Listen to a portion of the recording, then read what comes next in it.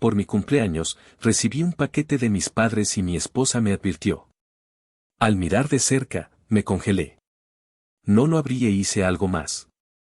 Media hora después, la policía estaba en mi puerta y descubrí la traición. Si aún no estás suscrito al canal, haz clic en el botón de suscripción y activa la campanita para no perderte ninguna de nuestras historias. Tu apoyo significa todo para nosotros. Si esta historia te parece interesante, déjale un like. También me encantaría saber de qué ciudad eres, déjanos el nombre de tu ciudad en los comentarios. Ahora, empecemos con la historia. No soy un hombre de cumpleaños. Nunca lo he sido. No organizo fiestas, no publico fotos en redes sociales con un pie de foto cursi sobre lo agradecido que estoy por otro año de vida.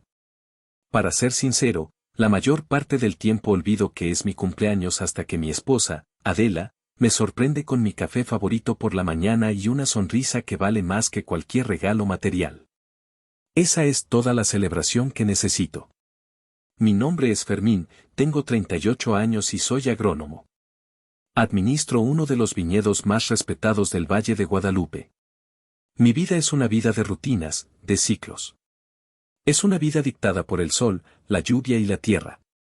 Encuentro una profunda satisfacción en el orden de las hileras de vides, en la disciplina silenciosa de las plantas que crecen bajo mi cuidado. Cada mañana, antes de que el sol se levante por completo, camino entre ellas. Siento el olor de la tierra húmeda, toco las hojas, reviso los racimos que empiezan a formarse. Es un santuario. Un mundo lógico, predecible, donde el trabajo duro y la paciencia dan frutos. Literalmente. Este orden, esta paz, es mi refugio. Es todo lo que mi familia nunca fue. Especialmente mi hermano, Benito. Benito es 6 años menor que yo. Es el tipo de hombre que entra en una habitación y la ilumina con su carisma, su sonrisa fácil y sus historias exageradas. La gente lo adora al instante. Pero yo conozco la oscuridad que se esconde detrás de esa fachada brillante. Conozco el caos que deja a su paso. Su vida es una serie interminable de emprendimientos grandiosos que siempre terminan en desastre. Desde una línea de camisetas orgánicas que nunca se imprimieron hasta una aplicación para encontrar los mejores tacos que se quedó sin fondos después de la fiesta de lanzamiento. Y cada vez que uno de sus sueños se estrella contra la realidad, de alguna manera, soy yo quien termina recogiendo los pedazos, ya sea con dinero, con mi tiempo, o con mi paz mental. Adela dice que tengo un punto ciego con él, o más bien, que lo tenía. Quizás tiene razón. Durante años, me dije a mí mismo que era mi deber como hermano mayor. Pero con el tiempo, he aprendido que ayudar a Benito es como intentar llenar un cubo sin fondo. Es inútil y agotador. Por eso, en los últimos años, he construido un muro. Un muro de distancia emocional para proteger el pequeño mundo de paz que Adela y yo hemos creado. Un mundo donde las sorpresas son agradables, no catastróficas. Pero los muros, por muy altos que sean, a veces no son suficientes para detener a quienes están decididos a derribarlos. Y yo estaba a punto de descubrirlo de la manera más brutal posible. El día antes de mi cumpleaños, mi teléfono sonó mientras Adela y yo cenábamos en el porche, disfrutando de la brisa fresca que bajaba de las colinas. Era mi madre, Lourdes. Un nudo se formó instantáneamente en mi estómago. Mis padres rara vez llamaban sin un motivo oculto. Hola, contesté, tratando de mantener mi voz neutral. Fermín, mi vida. ¿Cómo estás, cariño? Su voz era un chorro de miel, tan dulce que resultaba empalagosa. Falsa.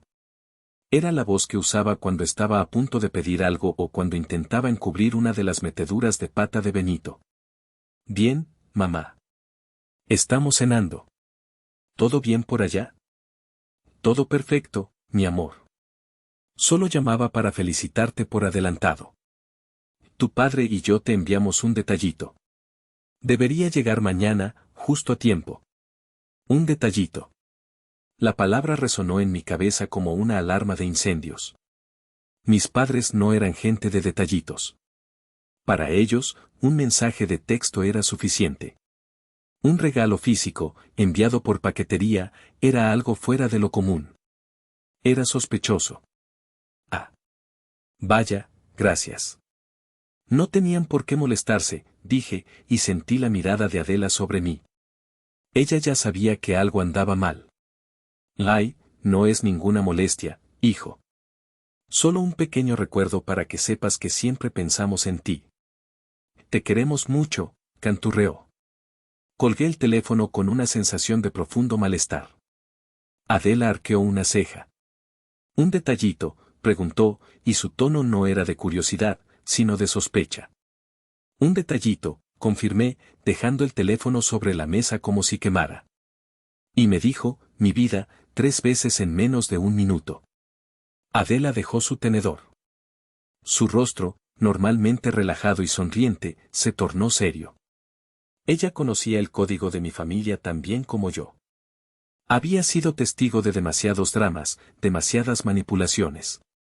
Cariño, dijo en voz baja, pero con una firmeza que me ancló. Nunca llaman solo para saludar.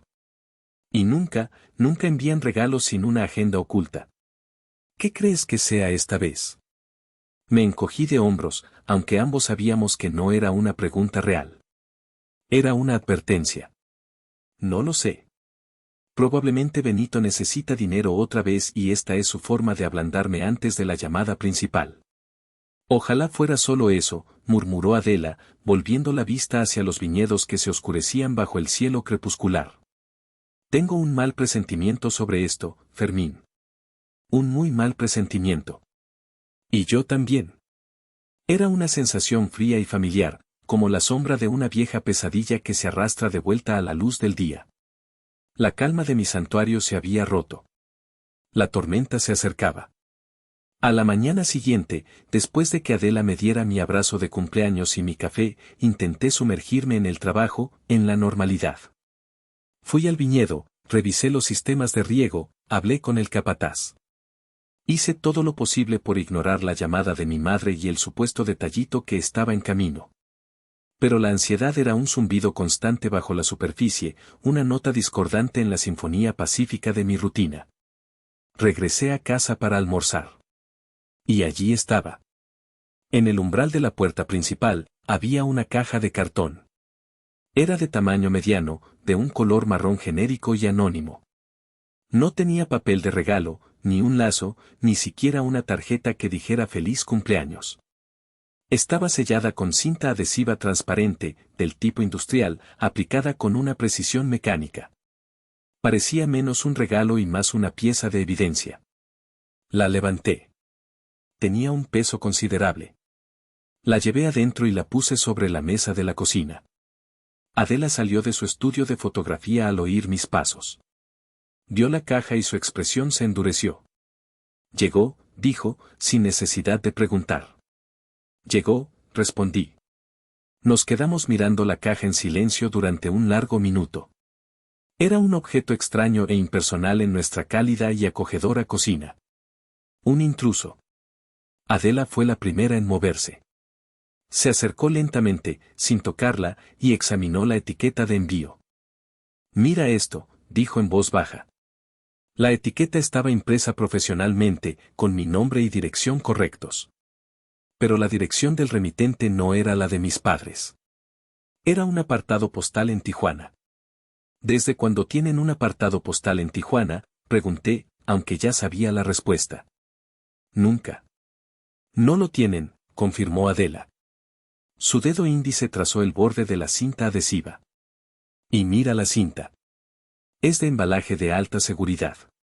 No es la cinta que compras en la papelería. Esto es para envíos serios, para cosas de valor. Me acerqué y miré más de cerca. Tenía razón. La forma en que estaba sellada, la calidad de la caja, la etiqueta impresa, todo gritaba profesionalismo. Todo gritaba negocio. No era un regalo de un padre a un hijo. Esto no es un regalo, Fermín, repitió Adela, esta vez con una urgencia creciente en su voz. Su mirada se encontró con la mía, y en sus ojos vi el reflejo de mi propio miedo. Esto es un envío. Un paquete de negocios. ¿Por qué te enviarían algo así?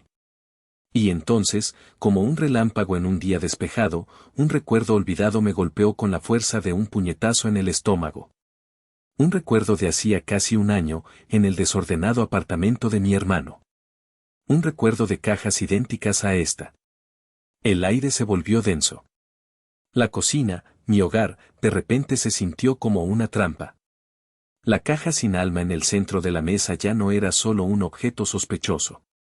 Se había convertido en una amenaza silenciosa, un presagio de la catástrofe que estaba a punto de desatarse sobre nosotros. La imagen mental fue tan vívida que casi pude oler el polvo y el plástico de burbujas. Hace un año, Adela y yo habíamos ido al pequeño apartamento que Benito alquilaba en Ensenada para recoger una parrilla que le habíamos prestado. Al entrar, nos encontramos con una escena caótica. El salón estaba lleno hasta el techo con cajas. Cajas idénticas a la que ahora reposaba sobre mi mesa de cocina. Marrones, anónimas, selladas con la misma cinta industrial. Cuidado, hermano, me había gritado Benito cuando intenté mover una para abrirme paso. Su sonrisa era amplia, pero sus ojos estaban nerviosos. Y mercancía delicada. ¿Qué es todo esto?, le había preguntado Adela, mirando a su alrededor con una mezcla de asombro y escepticismo. El nuevo negocio, cuñada. El que finalmente me hará rico, proclamó, hinchando el pecho. Importación de vinos de autor europeos. Joyas líquidas, difíciles de conseguir. Exclusividad pura. Recuerdo haber levantado una ceja. Benito no sabía distinguir un Merlot de un Malbec. Su idea de un buen vino era el que estuviera en oferta 2 por 1 en el supermercado. ¿Y por qué tanto secreto?, le pregunté, señalando las cajas sin marcar. Su sonrisa flaqueó por una fracción de segundo. Ah, es que el proveedor es muy especial. Muy estricto con los sellos y el manejo. Son piezas de colección, ¿entiendes? No les gusta que cualquiera meta las manos.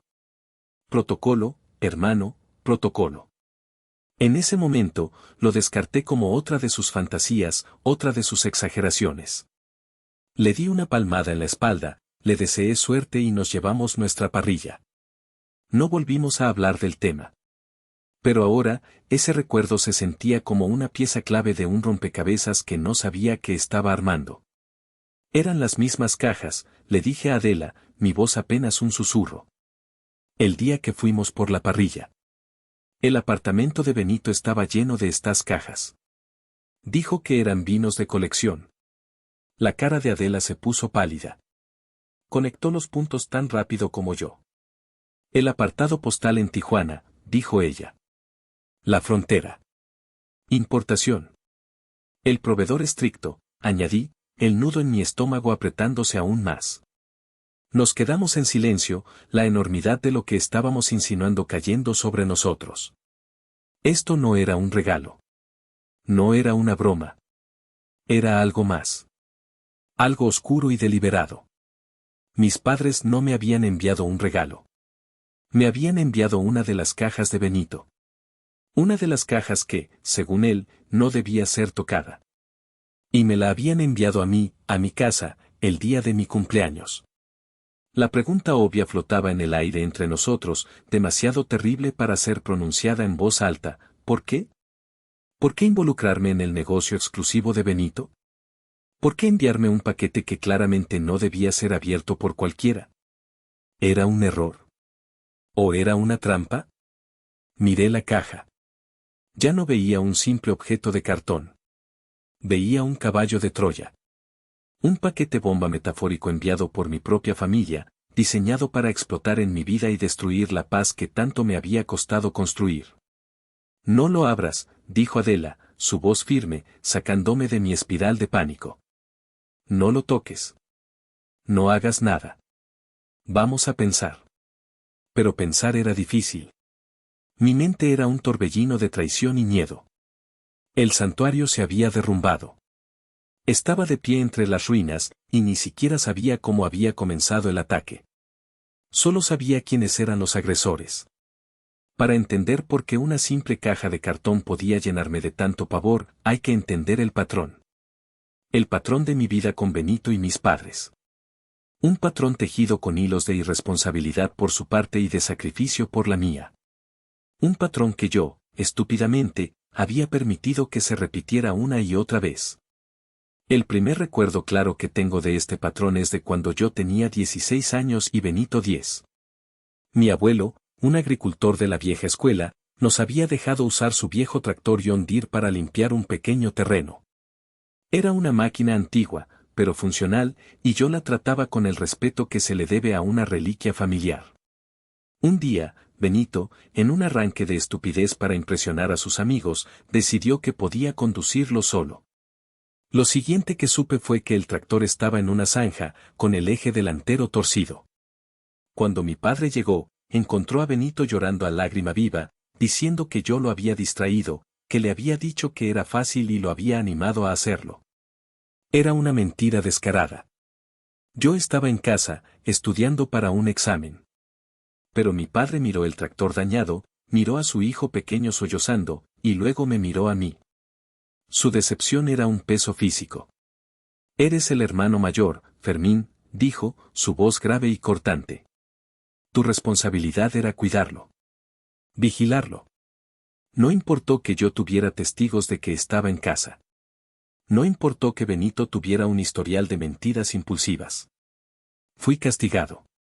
Pasé todo ese verano trabajando en el campo, bajo el sol abrasador, para aprender el valor de la responsabilidad y pagar la reparación. Benito pasó el verano en la piscina. No aprendió nada. Yo aprendí que la verdad era irrelevante frente a las lágrimas de mi hermano. El patrón se consolidó en mi primer año de universidad. Benito, que acababa de cumplir 18, me llamó entusiasmado. Tenía una idea de negocio infalible: importar patinetas eléctricas baratas de China y venderlas al doble. Solo necesitaba un pequeño préstamo para el primer contenedor. El banco, por supuesto, se lo negó. No tenía historial crediticio, ni trabajo, ni plan de negocios. Así que recurrió a mí. Me suplicó. Me dijo que yo era su única esperanza, que confiara en él. Y yo, con la estúpida creencia de que esta vez sería diferente, firmé como su aval. Fue el mayor error financiero de mi vida. Las patinetas nunca llegaron, o si lo hicieron, nunca se vendieron. Benito dejó de contestar mis llamadas. Y pronto, las cartas del banco comenzaron a llegar a mi nombre. Estaba a punto de casarme con Adela. Estábamos ahorrando para el enganche de nuestra primera casa. Y de repente, mi historial crediticio estaba por los suelos. Estaba en la lista negra. Me sentí humillado, traicionado y, sobre todo, increíblemente estúpido. Cuando finalmente confronté a mis padres, su reacción fue la misma de siempre. Defendieron a Benito. Está pasando por un mal momento, hijo, dijo mi madre, acariciando mi brazo. No seas tan duro con él. Es tu hermano, sentenció mi padre. La familia se apoya. Además, tú eres más fuerte. Tienes un buen trabajo, eres responsable. Te recuperarás. Él no podría. Al final, ellos pagaron la deuda para limpiar mi nombre, pero no sin antes hacerme sentir como el villano insensible por haber presionado a mi pobre hermano. No hubo disculpas de Benito. Solo un resentido ya te pagarán, no sé por qué haces tanto drama. Ese día, algo se rompió dentro de mí. La ingenua creencia de que el amor de mis padres era incondicional. Me di cuenta de que su amor era un recurso limitado, y que la mayor parte estaba destinada a Benito. Yo no recibía amor, recibía responsabilidad. Mi papel no era ser un hijo, sino un pilar. Un pilar para sostener el peso de las irresponsabilidades de mi hermano, para que él nunca tuviera que enfrentar las consecuencias de sus actos. La ruptura final, el momento en que el dique de mi paciencia finalmente se agrietó sin posibilidad de reparación, ocurrió hace unos 10 meses. Fue durante una comida familiar, una de esas reuniones forzadas en las que todos fingimos que somos una familia normal y feliz. Estábamos en un restaurante con vistas al mar en Ensenada. El ambiente era tenso. Benito había estado inusualmente callado, mientras mis padres me hacían preguntas superficiales sobre el viñedo, con una amabilidad que sonaba a ensayo. Sabía que algo se avecinaba. Después del plato principal, mi padre carraspeó, la señal universal de que la verdadera razón de la comida estaba a punto de ser revelada. Fermín, comenzó, con un tono serio de hombre de negocios. Benito tiene una oportunidad increíble entre manos. Algo grande. Miré a Benito. Él sonreía, pero su sonrisa no llegaba a sus ojos. Sí, hermano. Es sobre mi negocio de vinos. Estoy a punto de cerrar un trato con unos distribuidores europeos muy importantes. Pero la burocracia es un infierno, ya sabes. Especialmente con las importaciones. Lo que tu hermano necesita, intervino mi madre, inclinándose sobre la mesa como si fuera a compartir un secreto de Estado, es un poco de ayuda con los trámites. Alguien con una empresa establecida, con buena reputación. El aire se volvió pesado. Supe exactamente a dónde se dirigía esto. Necesito usar el nombre de tu empresa, hermano, soltó Benito, como si me estuviera pidiendo un poco de sal. Solo para los papeles de importación. Tu empresa de consultoría de agronomía es perfecta. Le daría mucha seriedad al asunto. Es solo una formalidad, para que los de la aduana no pongan pegas. No te afectaría en nada. Me quedé mirándolos. A mi hermano, con su petición descarada. A mis padres, con sus miradas expectantes y suplicantes. Era el mismo guión de siempre, solo que esta vez, el escenario era más grande y los riesgos, potencialmente, mucho mayores. El recuerdo del préstamo fallido, de mi historial crediticio arruinado, de la humillación, volvió a mí con una claridad dolorosa. Respiré hondo. Y por primera vez en mi vida, sin dudar, sin tartamudear, sin sentirme culpable, dije la palabra que había necesitado decir durante 20 años. No. El silencio que siguió fue ensordecedor. La sonrisa de Benito se desvaneció, reemplazada por una mueca de incredulidad y resentimiento. El rostro de mi madre se contrajo en una máscara de dolor ofendido. Mi padre apretó la mandíbula, su mirada se volvió fría como el hielo. ¿Cómo que no?, siseó Benito. ¿Es en serio?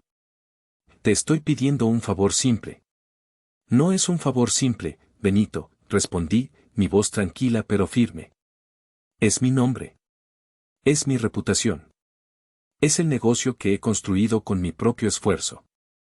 Y no voy a arriesgarlo por una de tus oportunidades increíbles. Ya cometí ese error una vez.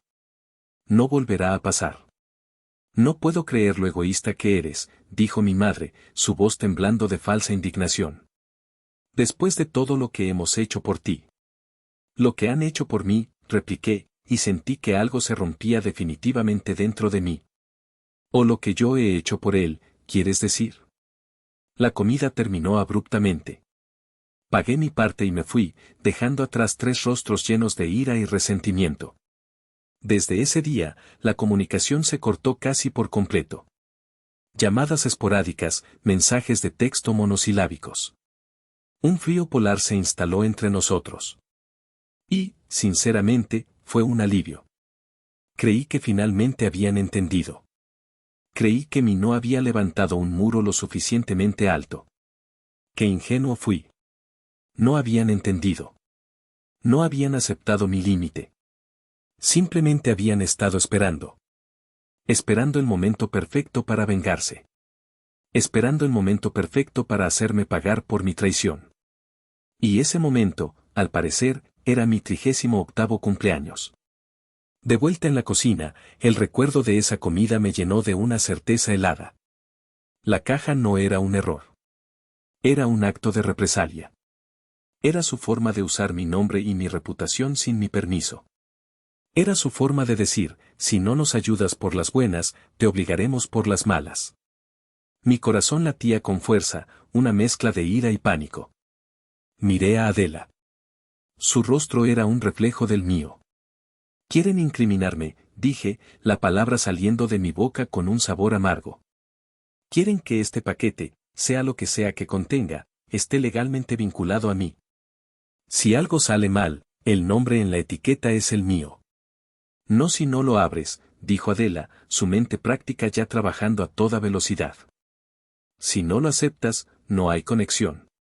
Pero te llamarán. Tu madre te llamará para confirmar que lo recibiste. Para cerrar la trampa. Y como si la hubiera invocado, mi teléfono empezó a sonar. En la pantalla, el nombre, mamá. Nos miramos. Era el momento de la verdad.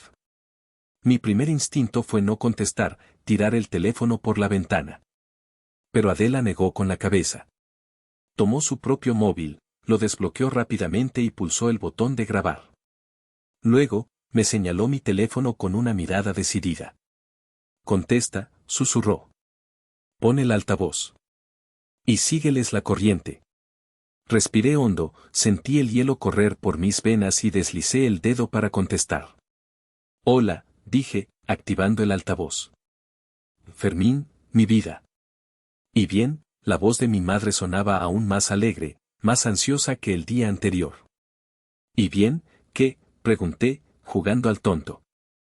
El regalo, cariño. ¿Llegó? ¿Lo recibiste? Miré la caja sobre la mesa. Luego miré a Adela, que asintió levemente. Era hora de actuar. Ah, sí. Sí, llegó hace un rato, dije, tratando de inyectar algo de calidez en mi voz. Maravilloso. ¿Y, lo abriste? Preguntó, y pude sentir su expectación a través del teléfono. Aquí estaba. El anzuelo. La pregunta clave.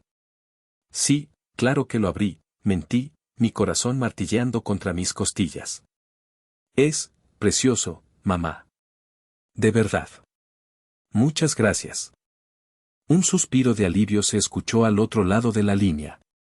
Un suspiro que lo confirmó todo. No era el alivio de una madre feliz por su regalo. Era el alivio de un conspirador cuyo plan había funcionado. Ay, qué bueno que te gustó, mi vida, dijo, su voz ahora relajada, casi triunfante. Tu padre y yo solo queríamos recordarte cuánto te queremos. Eres nuestro hijo, y siempre estaremos orgullosos de ti. Las palabras eran tan vacías, tan falsas, que me revolvieron el estómago. Colgó poco después, dejándome en un silencio denso y opresivo. Adela detuvo la grabación. Lo tenemos, dijo en voz baja. Tenemos la prueba de que ellos lo enviaron. Y la prueba de que querían que lo abrieras. No tuvimos tiempo de planear nuestro siguiente movimiento. Menos de media hora después, alguien llamó a la puerta. No era un vecino. No era un repartidor. A través del cristal, vimos la silueta inconfundible de un uniforme de policía. El mundo pareció ralentizarse. Adela me tomó la mano, su agarre firme y tranquilizador.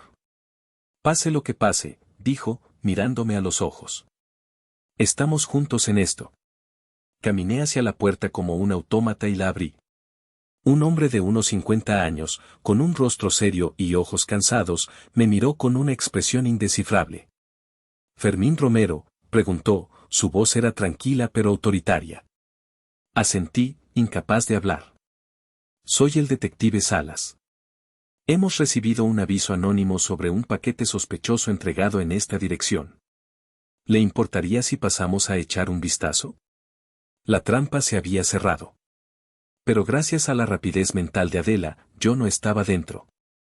Estaba fuera, mirando, con una grabación en mi teléfono que podría ser mi única salvación. Por supuesto, detective. Pasen, por favor, dije, mi voz sonando sorprendentemente firme. Me hice a un lado, permitiendo que el detective Salas y otro oficial más joven entraran en mi casa. Mi hogar, mi santuario, se sintió profanado al instante. La presencia de la ley, de la sospecha, envenenó el aire. Adela se unió a mí, su rostro una máscara de calma controlada. El aviso mencionaba un paquete recibido hoy, dijo Salas, sus ojos escaneando la habitación antes de posarse en la caja que seguía sobre la mesa de la cocina. ¿Es ese? Sí, ese es, respondí. Es un regalo de cumpleaños de mis padres. El detective se acercó a la caja, rodeándola como un depredador que estudia a su presa. ¿Lo ha abierto? No, dije con firmeza. Salas me miró, una ceja arqueada. ¿Pero no es su cumpleaños? ¿Y dice que es un regalo de sus padres? Así es, dije, y sentí que era el momento. Saqué mi teléfono. Detective, Antes de que sigamos, creo que debería escuchar algo. Mis padres me han presionado para que lo abra. La llamada es de hace menos de una hora. Le pasé el teléfono a Adela, quien encontró la grabación y la reprodujo. La voz alegre y falsa de mi madre llenó la cocina. Y, ¿lo abriste? Mi propia voz, mintiendo, sí, claro que lo abrí.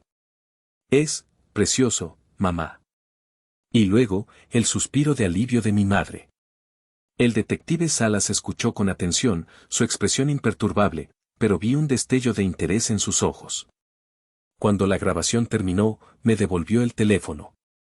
Interesante, fue todo lo que dijo. Luego, se puso unos guantes de látex. Con su permiso, lo abriremos nosotros. Asentí. El oficial más joven sacó una navaja y cortó la cinta con precisión quirúrgica. Abrió las solapas de la caja. Dentro, protegidas por espuma de poliestireno moldeada, había 6 botellas de vino. Pero no eran cualquier vino. Reconocí las etiquetas al instante. Eran de la edición más exclusiva y cara del viñedo donde trabajo. Una edición de coleccionista que se había agotado hacía meses y cuyo valor se había disparado en el mercado. Mi corazón se detuvo. El detective Sala sacó una de las botellas con cuidado. La examinó. Luego, sacó un pequeño dispositivo de su bolsillo y escaneó un código casi invisible en la parte posterior de la etiqueta. Miró la pantalla de su dispositivo y su rostro se ensombreció. Tal como sospechábamos, murmuró, más para sí mismo que para nosotros. Luego, me miró directamente. Señor Romero, ¿sabe usted que varias cajas de esta edición especial fueron robadas de una bodega en San Miguel de Allende hace 2 meses? Sentí que el suelo se abría bajo mis pies. No, no tenía idea. Estas botellas, dijo, levantando la que tenía en la mano, son falsificaciones. Muy buenas, pero falsas. Y la dirección de envío de este paquete ha sido vinculada a una red que estamos investigando por robo, falsificación y contrabando. En ese preciso instante, como en una película de terror con un guión perverso, mi teléfono volvió a sonar. En la pantalla, parpadeaba el nombre de papá. El detective Salas me miró y asintió levemente, dándome permiso para contestar. Puse el altavoz. ¿Qué demonios hiciste? La voz de mi padre no era una pregunta, era un rugido de pura furia. El detective me hizo una seña para que no hablara. La policía está aquí, gritó mi padre. Están en casa de Benito. Lo registraron todo. Tú los llamaste. ¿Cómo pudiste? La sangre se me heló en las venas. La trampa no era solo para mí. Era un plan de 2 frentes. Con una frialdad que me sorprendió a mí mismo, respondí, ¿por qué le enviarían a Benito un regalo que era para mí, papá? Hubo un silencio al otro lado de la línea. Un silencio pesado, culpable. Un silencio que era una confesión en sí mismo. Y entonces, escuché la voz de mi madre, quebrada por el pánico y la rabia. Él tiene una familia que mantener, Fermín. Tiene hijos. Estaba desesperado. Pensamos que si encontraban el paquete en tu casa, siendo tú quien eres, con tu reputación, nadie sospecharía. Tú siempre sales adelante. Tú no tienes nada que perder.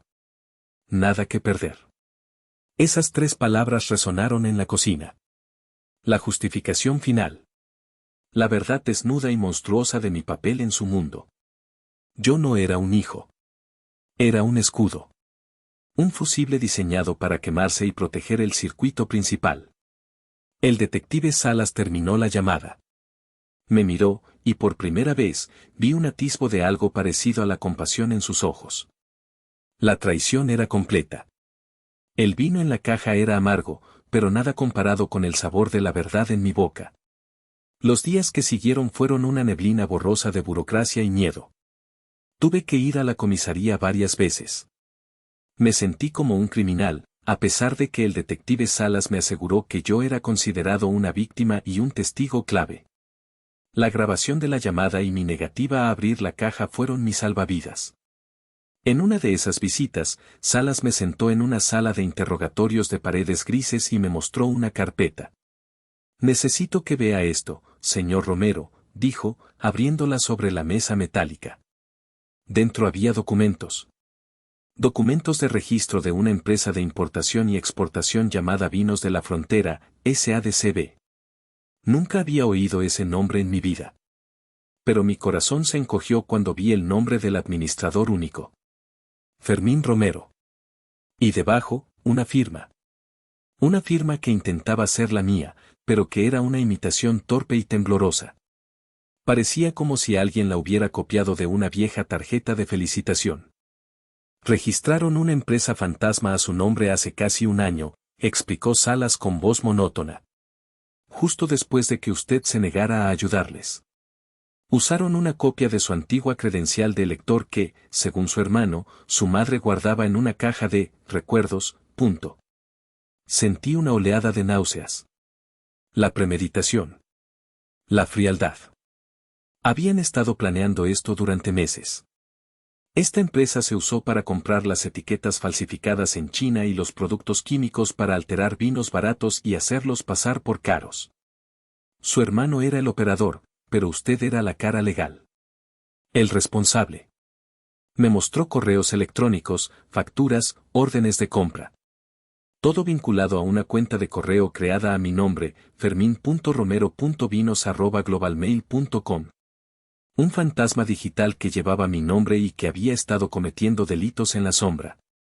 Necesitamos una declaración jurada de su parte, negando cualquier conocimiento de esto, continuó el detective.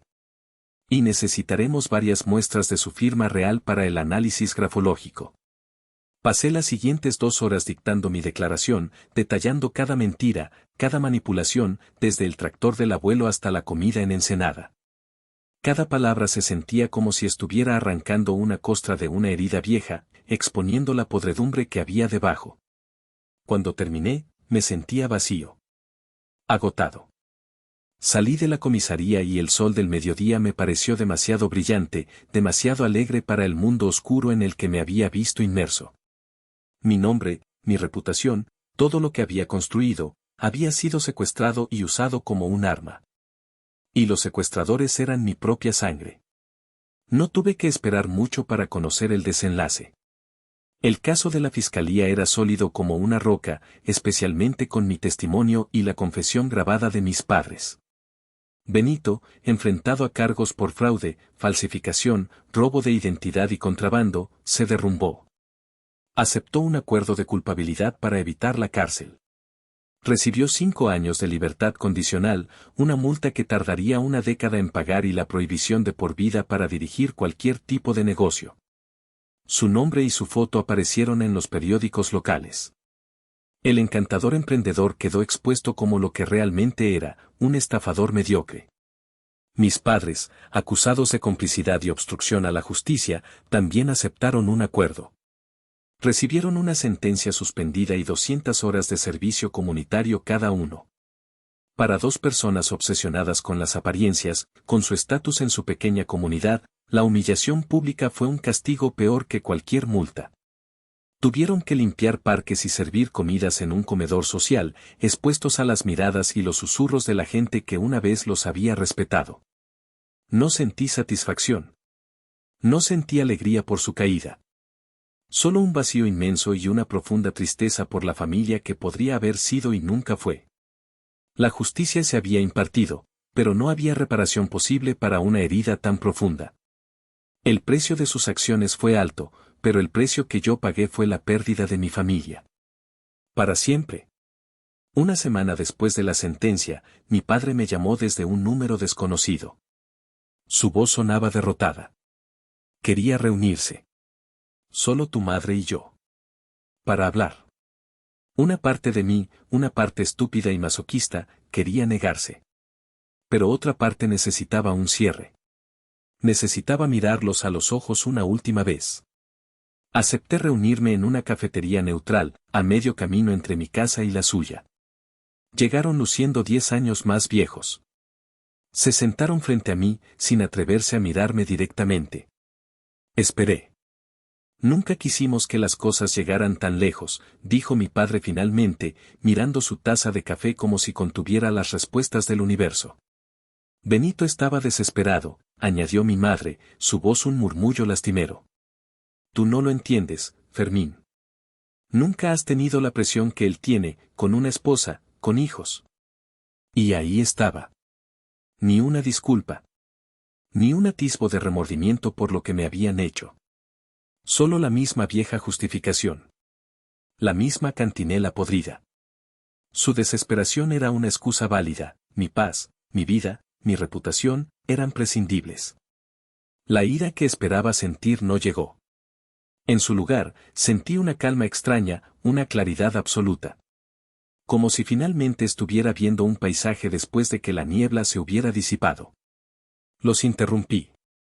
No levanté la voz. No había necesidad.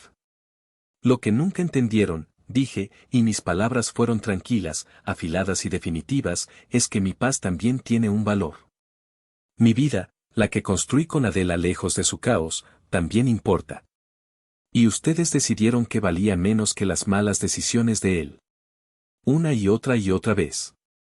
Me levanté de la silla. Dejé mi café, intacto, sobre la mesa. Espero que encuentren algo de paz, dije, y lo decía en serio.